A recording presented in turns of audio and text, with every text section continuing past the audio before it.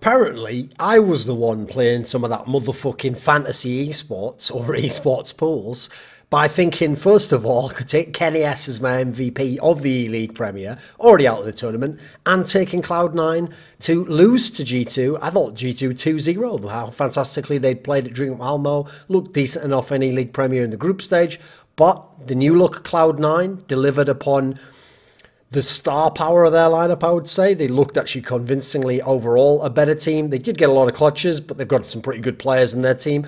And they did have something of an overperformance from Skadoodle, but it's going to happen every now and they're through to the semi-finals.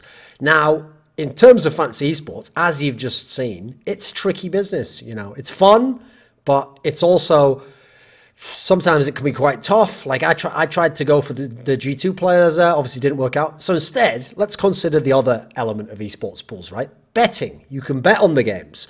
So in these two semi-finals that we have coming up, there are two underdogs who, depending on the odds, I actually think aren't a terrible gamble. Like, for example, Cloud9, in terms of raw firepower, can go head-to-head with Astralis. Don't have an appalling map pool, really. Going to be hard for them to win 2-0. They could win 2-1, though.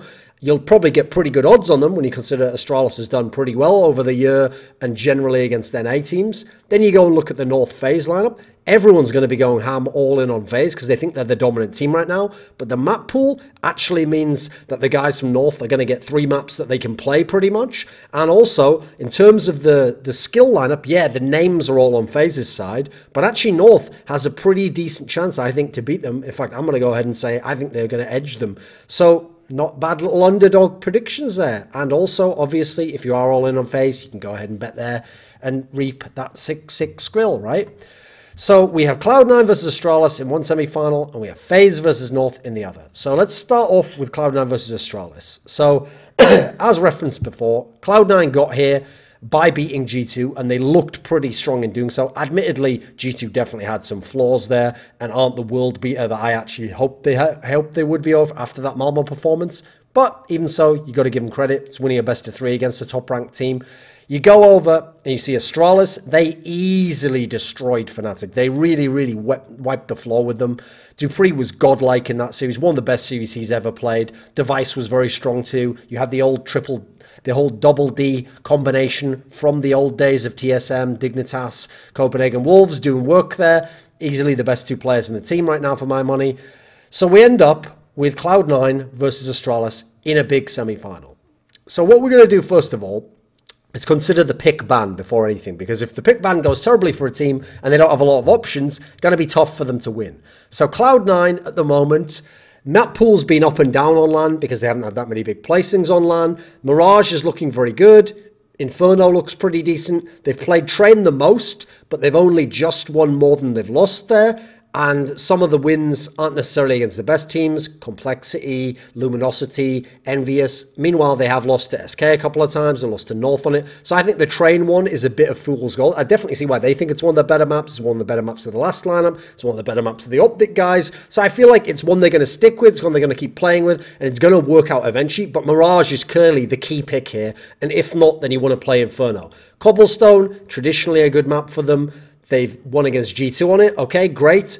But aside from that, they've lost to North, they've lost to SK. Very strong Cobblestone teams. So I feel like Cobble's the opposite. Cobble's the map, actually, that I already think is good for them. They've just lost to some of the best teams on it. Cash has been up and down. They don't really play Overpass. They lost to FaZe on it. FaZe was wrecking everyone. And they don't play Nuke at all. So Nuke is definitely a ban there. So you want to get towards Mirage, Inferno, and maybe Cobblestone, depending on the opponent. Now, when you're coming up against Astralis, you're never going to get Cobblestone. It's their permaban, just like they're never going to get Nuke against you. Astralis is in an interesting position right now because actually their form on the maps reminds me more of the beginning of the year and the beginning of this lineup, where Overpass and Train were the clear best maps, so clearly Overpass the one they should always go to. Then after that, you've got Mirage is still pretty good. Everyone plays it, so I don't blame them for losing, especially because one of those losses was that very weird game against Gambit at Malmo.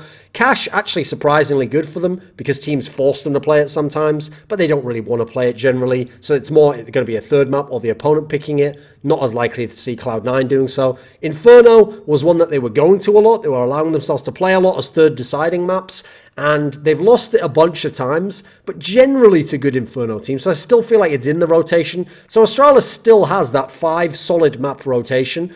Nuke, they definitely could play. So I would actually say they actually have 6, but they've only played it against Fnatic recently. They lost it to Fnatic. And I feel like actually it's a map they should play more, just for whatever reason they don't like it. So if you ever get a chance, you should pick it. They're not going to get it against Cloud9 because Cloud9 permabans Nuke. So the interesting thing here is both teams could go into the, in theory, into the weak point of the other team, but because they're permabans, they're not going to get to do so. So you go ahead and you look, Cloud9 will ban Nuke, Astralis will ban Cobble, and I actually think this is a fairly straightforward pick ban, because I think C9, since Astralis is actually looking pretty good on Train, I think they're not going to pick Train. I think they're going to pick Mirage, which has been up and down for Astralis. They've been beatable on it, but they're certainly willing to play it. It's been very strong for C9 for this lineup and for the last one. So I think it's an obvious pick that C9 should pick Mirage. They might pick Inferno. There are some weak elements on Astralis sometimes there. I don't think that's a bad little gamble to go ahead and do that, especially because maybe you could still get Mirage as the third. But I would go ahead and pick Mirage to be certain here and give yourself the best chance. Even so, I actually will edge Astralis to win this, not least because it's Device's best map. I see Device versus Skadoodle as a massive mismatch on that map, and in general, I think that the T side of Astralis has always been decent enough grinding to get the rounds on that map. Astralis, on the other hand, almost certainly should be picking Overpass here. It's been the best map for them the last few months. It's really come back in a form for them recently. Dupree's one of their best players at the moment, and he is godlike on that map. Device, always very good on that map with the Orb. Again, you can enable him. You can also force the mismatch between Device and Skadoodle even more on this map and really isolate Skadoodle and pick him off at long. So I feel like this is an obvious map to go ahead and give over to Astralis, first of all, as a pick, and then as a win. I'm quite clear that they'll win this one. So I feel like we're either getting an Astralis 2-0, which I actually think will happen, or we're getting a third map. Logically, C9 should ban Cash. Logically, Astralis should then ban Inferno, so that we're left with Train as the decider. That would be a fun map. Astralis is pretty good on it at the moment, but they're not unbeatable, certainly. C9 likes it, even though they haven't had many big wins on it so far with this lineup. I feel like Astralis will win that as well. I'm going to go ahead and say I favour Astralis on all 3 maps. Mirage is the most touch and go. That's the most 50-50. So logically, I think Astralis will win 2-0. If not, I'm quite sure they'll win 2-1. In terms of the player matchup, though, let's look at the players from each of the teams. So we'll start in Cloud9 with the 2 new recruits, Rush and Tarek, the guys coming over from Optic. Rush has had pretty solid numbers, kind of reinvented himself. He's obviously playing kind of a different role. He isn't that hard entry all the time. He's much improved from his Optic days. He was really bad in the summer. He really had lost the plot there. Partly, I think, because he didn't have an in-game leader that he was working well with. Tarek has been all over the place. He obviously is the in-game leader of the team. Sometimes he's really sick, his fragging. Sometimes it's really shit. Don't really mind it that much. Obviously, he can be a big X factor, but he's got enough fragging power in the team. He doesn't necessarily need to have big fragging performances when you look who he's playing with. Stewie2K and Automac, the original stars of the team. Stewie2K has actually been a bit underwhelming for the last sort of 5 to 6 months for me. His fragging's solid enough, but not superstar numbers. And he definitely has impact from the plays he makes, and he wins some of the clutches.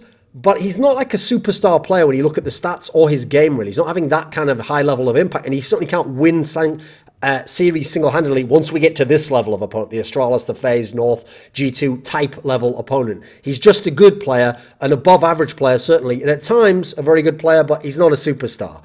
Now, Automatic, interestingly enough, when they made this change, struggled initially, but tournament on tournament is picking it up, and especially at the ELEAGUE Premier has looked a lot better, and that is a really good sign for them, because if they're getting really good fragging from Automatic, they're getting solid numbers from Rush, solid numbers from Stewie, Tarek is up and down, then really, unless Skadoodle really does badly, which does happen, they've got a pretty decent set of firepower game to game. They've got 2 to 3 players who are doing well, and Automatic sometimes very well. Now, the problem here is Skadoodle generally, and especially since they made this lineup, has been really shit. Like, at 3 of the 4 lands since they made this change, he has had less than 0.6 FPR. So his fragging has been terrible, especially for a primary AWPer.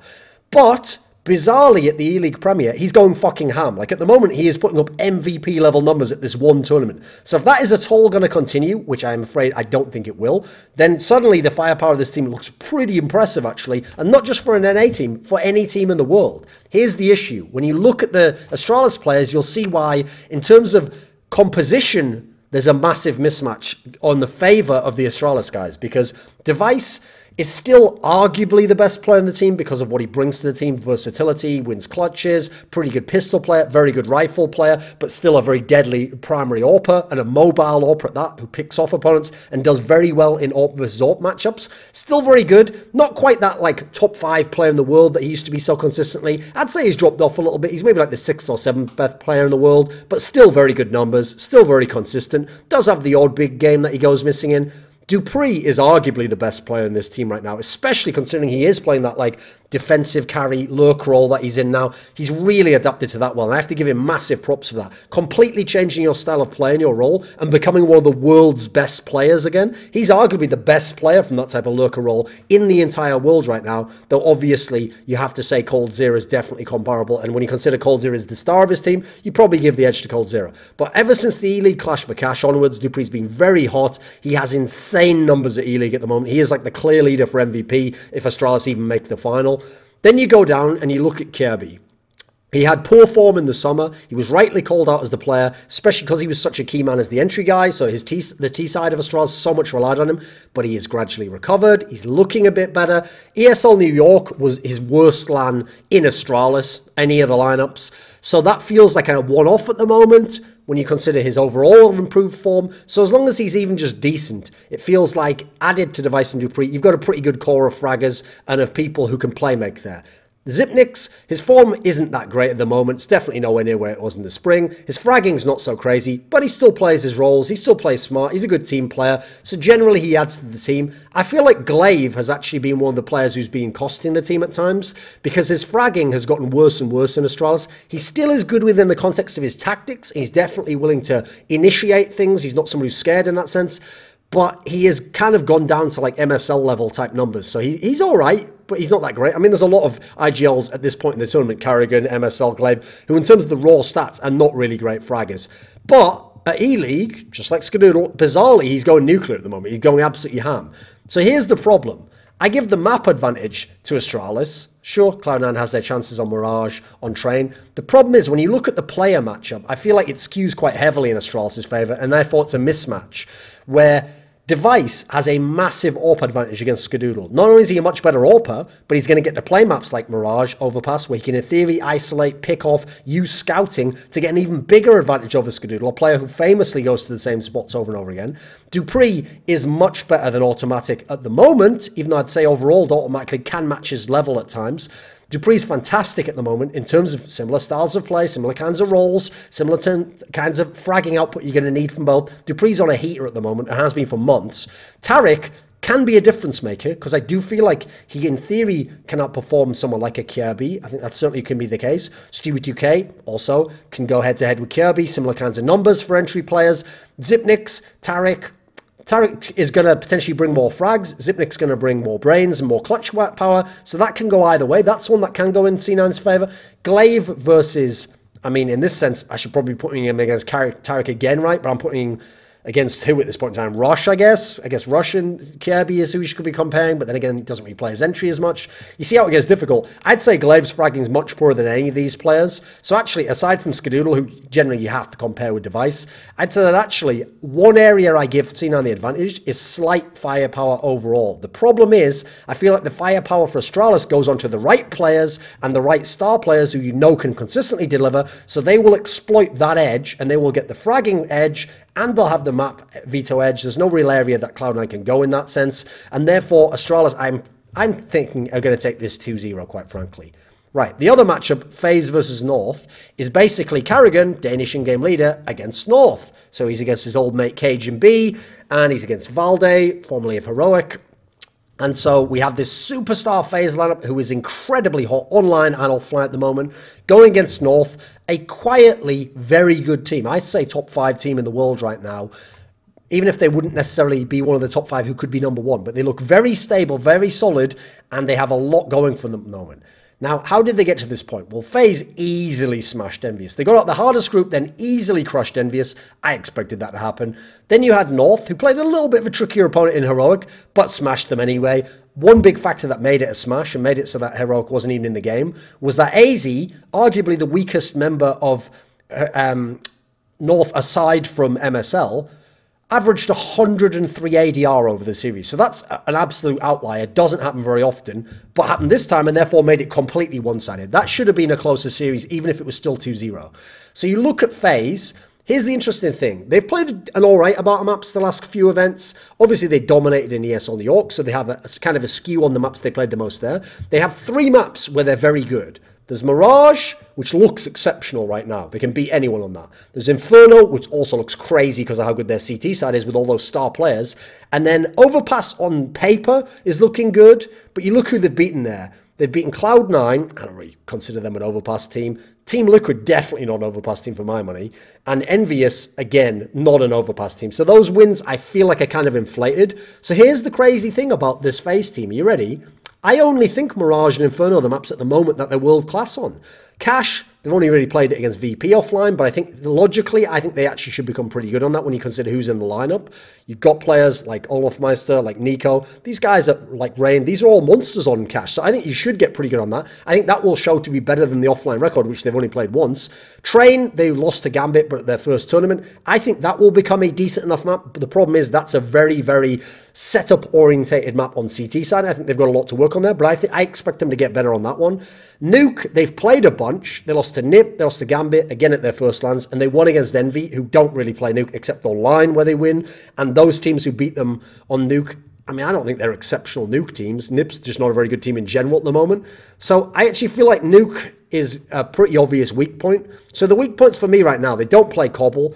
I think if you can get them to overpass, that actually still has a lot of chances. Cash, I actually think in terms of fragging, you don't want to go there, but you've got some chances there. Train, they probably haven't figured out there. And Nuke, it depends if you can play Nuke. At the moment, no one wants to play it. So you've probably got still 3 maps you can try and edge them towards, which is where it gets interesting, because we know North always has a deep map pool. North always has 5 maps that they're solid to good on. And that's one of the things I'm so impressed with MSL with, because it doesn't matter who's in the team.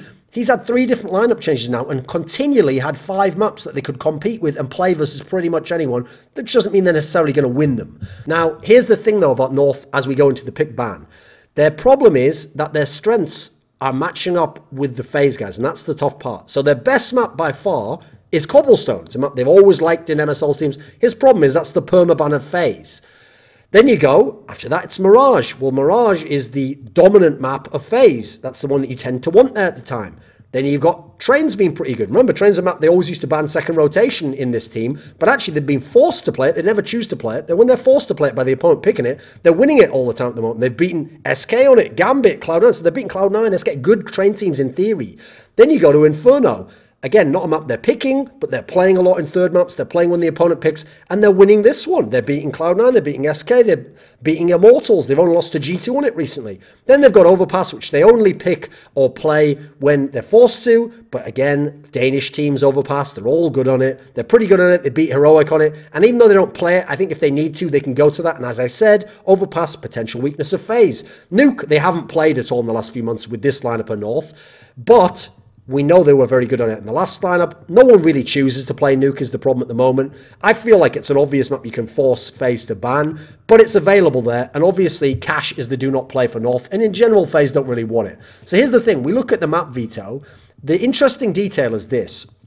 Because FaZe ban Cobble, there's no option for MSL to pick it, because he would pick it. The maps that he always picks is Cobble or Mirage. They always will go with one of those two. So his only option is going to be Mirage here, which is where it gets interesting, because you look at it logically, and what is he supposed to do for his pick? Because with Cobble out, he's got to pick Mirage, right? But that's actually arguably the map that FaZe wants to play. So that's where the tough area comes for FaZe in the map pool for me. Because if you're North here, I feel like you ban Cash, as usual. No point floating it when you've got 5 maps deep.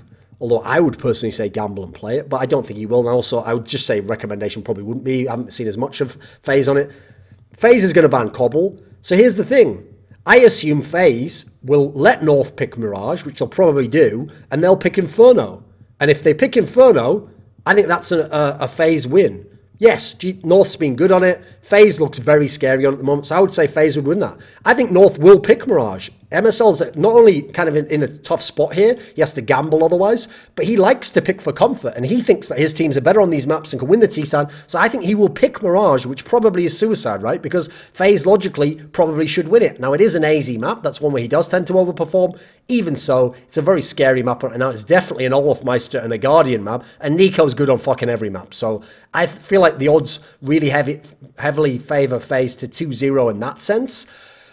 But here's where it gets interesting, because I think the obvious ban at that point in time is FaZe will just ban Nuke. I think actually North will, I think, pick to ban Overpass and say we'll play Train instead, because they've been good enough on Train recently, haven't played much Overpass. You've seen some of the FaZe Overpass, and yes, it's exploitable, but you don't play it that much. So I feel like logically, Train will be the decider. Now, I would edge Train, actually, to the North guys. I've seen a lot from them. I think they've looked good on it. FaZe hasn't shown me enough offline. I would say if North can get to the third map, they can win. So here's where it gets weird, right? Because I actually think once you go down the player matchup, this is why I'm going to shockingly pick North to win this one. And just, I'll take my lumps if I'm wrong. You look at the guys from FaZe. So Nico is godlike at the moment. Arguably the best player in the world. Very much fits into this team. Guardian has had very strong performances since joining the team and is looking like a very good AWPer again. Best AWPer in this matchup. Olafmeister is good, but he's very up and down. But it seems like he's gradually getting into the team. Rain is the really ridiculous one, because in this lineup, he's had 2 tournaments. This tournament, ELEAGUE Premier, and ESL New York, where his fragging is fucking bananas. Like, we're talking like cold zero level fragging numbers. And again, he's not playing this ridiculous style. He's playing a very stable, very measured game. But when you add him to Nico, and then you've got Guardian as well, the firepower is nuts on this team. And then Olafmeister, if he turns up, you're done at that point in time. But you have the gamble he doesn't turn up to have a chance. Now, Carrigan is a bot on LAN, has been since the summer, including ESL New York, by the way. You remember that ridiculous bit where he's 15-0 on Inferno in the finals? Go look at his fragging for the overall tournament, not even 0.6 FPR. So he's a bot on LAN. Now let's look at the other team. Config is a legit superstar. I know his team doesn't win many tournaments, so people don't think of him that way. His numbers are fucking bonkers. Not only is fragging superstar levels, but his deaths are so low for someone with his style of play and his aggression factor. And then the team that he's on, which isn't winning all its matches, he is a really, really next level player right now. I think he can go head to head with Nico and forget everyone else. Beyond Nico, he can definitely be the best player in this server. Now, Valde, the newest recruit, is good. He's not putting up star power numbers, but for me, he is what Zipnik's used to be over in Astralis. His fragging's good, and he's very smart and stable. So he's added a clutch factor to this team that I feel like they lacked before, actually. They didn't have that. Megas just disappeared in 2017 in those respects. Cajun, if you're going to make him your third player or your third star or your just second fragger, because he does frag better than Valde, I would actually say he is consistently giving you really good fragging. I'm very impressed with Cajun B ever since he's been in North in 2017. In the old lineup, I thought he was up and down. In this one, he's so consistent and he doesn't die a lot either. That's very impressive to me. I think he's money in the bank. So when you add in Valde's really stable and smart, Cajun's consistent, doesn't die much, and your star fragger has superstar fragging and low deaths, actually, there's a pretty good team over here on North. Now, the problem is the other two. AZ, yes, he's improved his fragging the last 2 tournaments, but generally, we've seen his career in North. He's a 0.6 FPR player, and he's your entry fragger. So that makes it a bit difficult. That's not ideal necessarily. Yes, he's had an overperformance at this tournament. Wouldn't expect it to carry on. MSL is decent enough, but he dies a lot. That's one of his big problems, but he puts himself in empty positions, so that's an obvious outcome of that. So the big problem here is, I actually don't think FaZe massively outguns the guys from North. I think that Config can go ahead to them. What I like about North is it's stable, the players that it's going to come from. Valde's not going to put up the numbers, but he's going to play smart. Cajun's going to put up numbers and be very stable and be a good AWPer. Config's going to be a superstar player and definitely can win you games. The problem here is this. I would say overall, Nico and Rain can definitely match up with Config and Valde. Guardian at the moment is a better star AWPer than Cajun. Cajun's very stable. So head-to-head, you don't want that happening. You want Cajun AWPing the other members of the team, not taking one-on-one duels with Guardian. So it's more around how MSL uses players and if AZ turns up. AZ probably won't turn up. Even so, here's the logic that I'm using, right?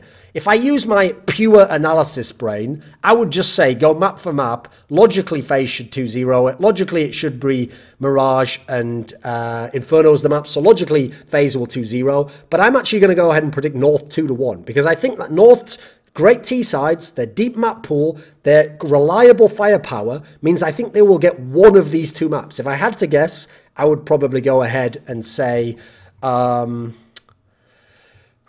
me think.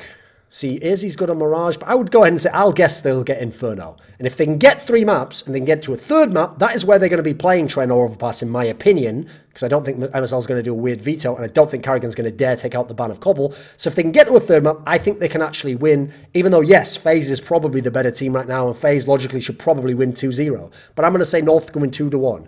And so, you know what? Why don't I go ahead and put my money on it? So here we are. I'm at esp.bet, which is the name for the betting website of EsportsPools. And I'm going to go and I'm going to check what the odds are at the moment. So I'm going to go ahead and I'm going to say betting. And I'm going to go to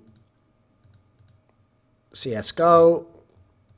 Does it have that? Let's have a look. So I'm going to find Cloud9 versus Astralis. Right, at the moment, obviously we're a bit out. Someone's just bet on Cloud9. So logically, I'll go ahead and take Astralis for this one probably. Let's see. Yeah, we'll go ahead. We'll bet 5 on Astralis, shall we? I think Astralis is going to win that one. I'm fairly confident about that. Right, elsewhere, we're going to go and we're going to look for the FaZe one because that's the one where I'm really hoping. I mean, obviously, so far, no one's bet. Right, here's the thing. Even though at the moment someone's on, I'm not actually sure how the odds work on this site, but at the moment FaZe is terrible. I'm still going to bet on North just to show you that I actually believe it's going to happen. And you know what? I'm going to go crazy. I'm going to say I'm going to bet 10 euros on that one. I'm going to say that's going to happen. And so there we go. I've made my bets. And you can too on EsportsPools if you so are inclined. My name is Tarek. Welcome to Thorin's YouTube channel.